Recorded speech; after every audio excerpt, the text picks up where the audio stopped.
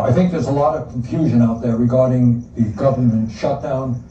How did it happen? Why is it continuing? How do we resolve it? I think these are questions that are on people's minds. So let me just say a few words about that. Without boring you about Senate rules, the shutdown took place 5 weeks ago because the majority party, in this case the Republicans, need 60 votes in order to pass a government budget. They only have 53 votes. The Democratic caucus has 47. And what has always happened under these circumstances is that the majority party sits down and negotiates with the minority in order to get the 60 votes. That always happens, except now. For the first time anyone can remember, Republicans have said it is our way or the highway. We are not negotiating it.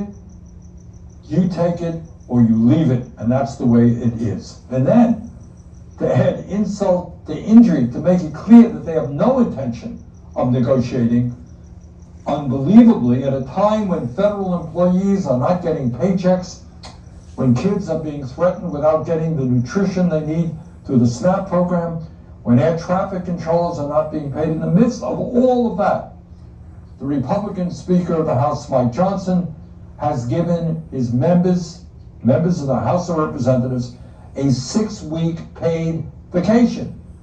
Incredibly, they are not here in Washington, D.C. They are home, God knows doing what.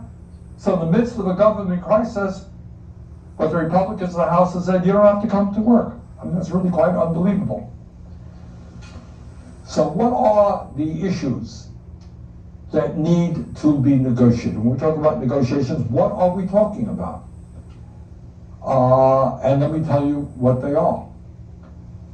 If Democrats, and myself as an independent, were to agree to the Republican clean resolution, it would mean that over 20 million Americans would see a doubling in their health care premiums through the Affordable Care Act. 20 million. That's on average. In my state of Vermont, I'm hearing from people who are looking at a tripling or a quadrupling of their health insurance premiums. People cannot afford that. Guys, did you hear that? 20 million. Not 2 million, not 5 million, but 20.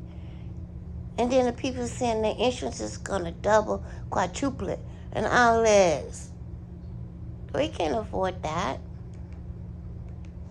And as a result, people will lose their health care. Further, if we were to agree with the Republican proposal to pass their clean resolution, it would mean that 15 million Americans will next year be thrown off the health care they currently have, because in Trump's big, beautiful bill, the Republicans made massive cuts to Medicaid, and there are studies out there. And this point is not being made enough. Okay, you hear that? So which one would you rather your kid to go without? You don't want your kid to go without any. You rather your kid to go without Medicare, Medicaid, or food stamps. I think I'd rather my kid to go without food stamps. Because they need medical. They need medical. I mean, you can go make some rice and beans, peanut butter sandwich, mayonnaise sandwich to eat. But medical, you need that. What if your kid later down the line need a lung transplant, a heart transplant, anything? Most likely we can't afford that.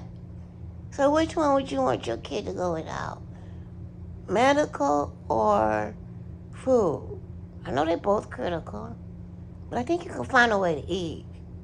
You'll find a way to eat, but you ain't got no money to pay $5,000, $10,000 just to go to the doctor.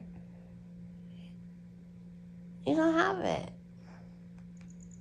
Studies out there that show that some 50,000 of our fellow Americans, lower income and working class people, will die unnecessarily every year because of that reality. 15 million people being thrown off their health care. It would also mean, if I voted yes to open the government tomorrow, that nursing homes, rural hospitals, community health centers will be devastated because of cuts in government funding. They will have to, in some cases, close down, and in other cases, just limit the number of people they can provide health care to. And by the way, I should mention, as many of you know, that all of those massive cuts to Medicaid and the Affordable Care Act were done for one reason, and that is to give $1 trillion in tax breaks to the top 1%. Well, you may disagree with me, but I happen not to believe that Elon Musk worth $500 billion, or Jeff Bezos, or Mark Zuckerberg, or Larry Ellison, or the other multi-billionaires need a tax break in which results in millions of people losing their health care. Just think about it. Tax breaks for Elon Musk and people losing the health care they need to stay alive. Doesn't make a lot of sense to me.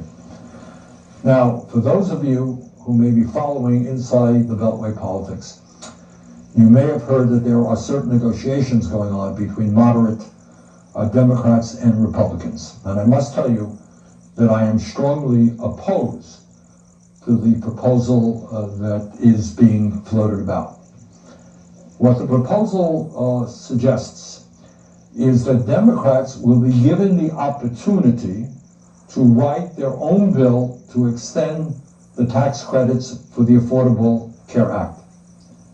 And that they will be able, that the Republican leadership will give them a vote on it. In exchange, they will vote for a Republican proposal to reopen the government.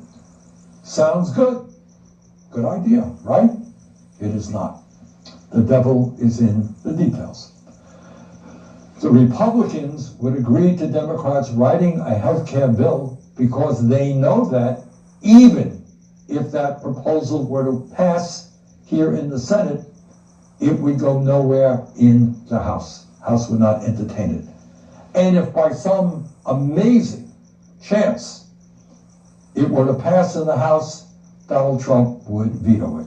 So in other words, it amounts to an empty gesture. Some of my colleagues would feel great.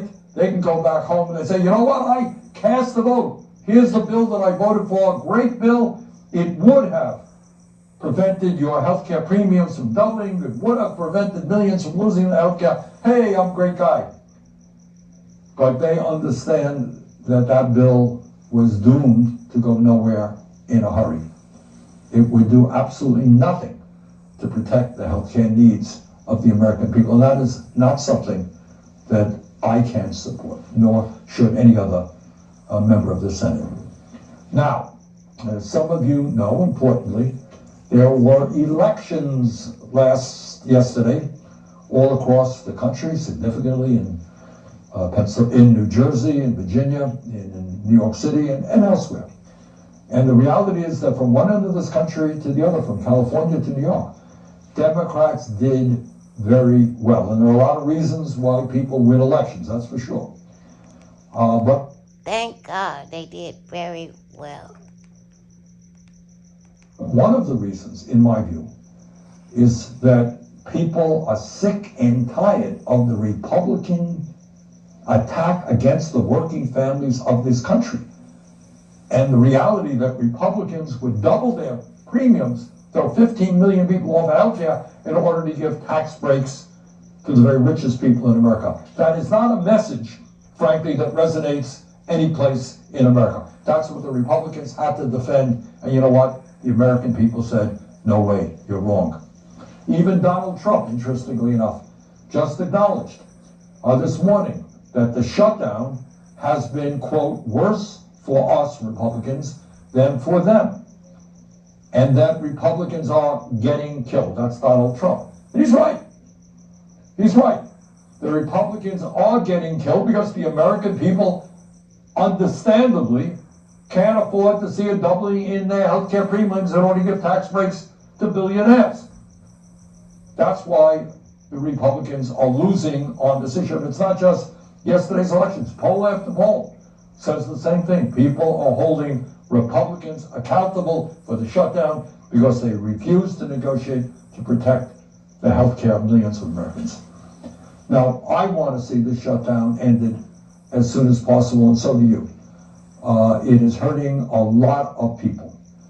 And what we desperately need, is an agreement on legislation that will really and truly protect the healthcare needs of the American people. And that legislation that we agree on, that proposal that we agree on, must have a guarantee that it will pass the House and that it will be signed by the President. Otherwise, it is a meaningless gesture. That is the commitment that we need. So in this very difficult moment in American history, when working families are under attack, when the billionaire class has never had it so good, when we are moving every day toward authoritarianism under a president who wants more and more power for himself, we have got to stand tall. We have to represent the needs of the working families of this country. That's what yesterday's election was about. That's what they want us to do.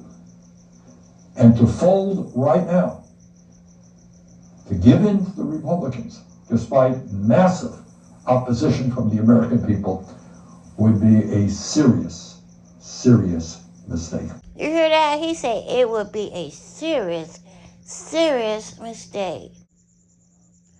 Hi, guys. Okay. Some of us don't understand or really know what's really going on. Myself, I understand a little bit. I understand, number one, I'm on Social Security, Disability, SSDI. I think what's going on, if they give Trump what he wants, because see, most of these jobs don't offer Medicare. Thank God for Obama health care, as it started out to be. He made it where people that their jobs don't offer medical, he made it where we can afford, like the prices is affordable. Yes, it's still high, but it's not that bad. But if the Democrats give in, it's gonna double, it's gonna triple the price. Then what are we gonna do? Most of us can't pay that. What are the restaurants gonna do? They're gonna either have to close down or they're gonna have to take less people. What are the older people gonna do? They can't afford no triple or double. They barely can afford what they have to pay now. So, for all of you people talking about, oh, they just need to open up. Yeah, they need to open up, but hopefully the Democrats don't cave, because we can't afford that. We cannot afford that. A lot of these jobs don't offer medical. That's why you young people have to make sure you go to work, go to school, and get a good career that do offer medical. Even those premiums gonna go up. They not gonna be as much as probably Obamacare, but they're gonna go up too. All of it gonna go up. So guys, that's why it's important for them not to open the government without the Democrats, winning their part. They did offer a year. Trump's like, nope, no extra year. So, I don't know, but that's from what I understand and get out of it. I know it's other things, but I'm not worried about other things. Right now, I'm worried about Medicare, because everybody needs Medicare. Or medical. Everybody needs insurance. You don't have no $1,000 to pay to go to the hospital. You don't have no $1,000 to pay for your medicine. Some of that medicine is expensive. So guys, stop tripping, talking about just open up. Yeah, they need to open up. But the Democrats need to make sure they hold it to the end. Can't afford no double and triple prices increase. And what are you gonna do if your family or friend need to go to a rest home and the rest home turn them away because they can't afford to pay those double and triple prices? Like Bernie Sanders said, a lot of rest homes are only gonna have two choices: either to close down or only take 10 people when they could have took 50 people.